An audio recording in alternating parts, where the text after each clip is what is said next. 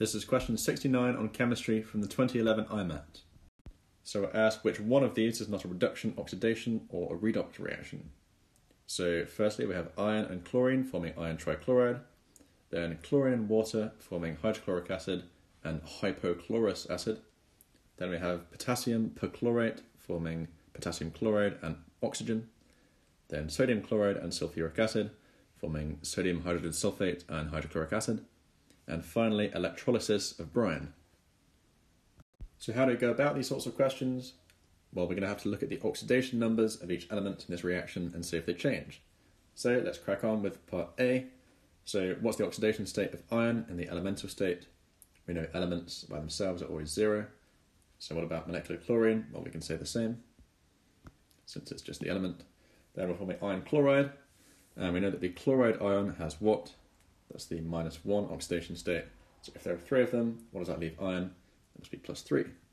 So we can see that iron has gone from 0 to +3, i.e. it's been oxidized, and chlorine, on the other hand, has gone from 0 to -1, so it must have been reduced. So we can say that this first one is a redox reaction. And part B, we have chlorine. What is the oxidation state? We've done this already, it's 0. Then what about in water? So we know oxygen is what? It's always -2 when it's in a compound. And what about hydrogen? This must be +1. Then we have HCl.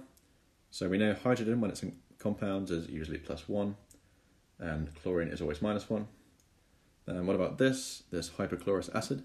So we know oxygen is always -2, hydrogen is always +1. And this is one of the rare cases where chlorine isn't -1, it's actually +1 to make 0 overall. So what's happened? Well, nothing's happened to the water, but you can see the chlorine has been simultaneously oxidized and reduced. And what do we call this? This is a disproportionation reaction, which still counts as redox because one atom of chlorine has been reduced while the other's been oxidized.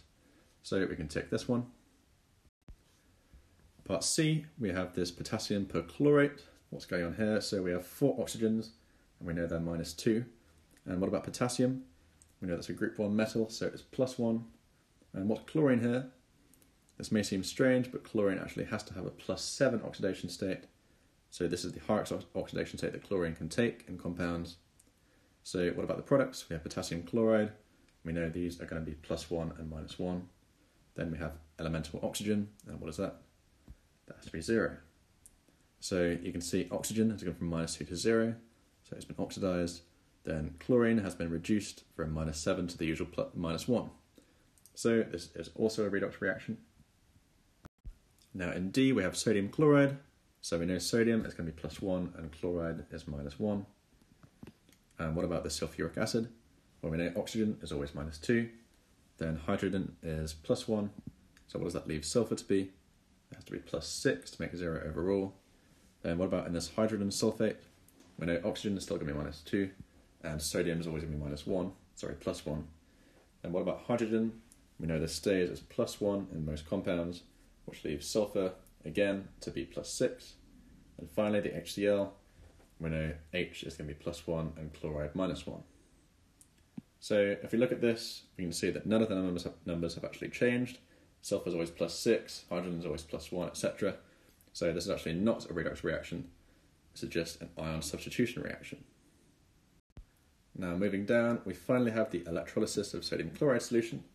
What's the reaction that we need to remember? So it is this. We have hydrogen ions and chloride ions forming molecular hydrogen and chlorine. Remember, it's the hydrogen, not the sodium, that reacts. And so what's going on with the oxidation states here? So H plus is a 1+ ion, so it must be a +1 oxidation state. We know chloride is -1. What about molecular hydrogen? Well, it's an element, so it must be 0, and likewise for chlorine. So we can see that hydrogen has been reduced while chloride has been oxidized. So this last one is indeed a redox reaction. So we can see that the one that isn't correct is part D, so that's our final answer.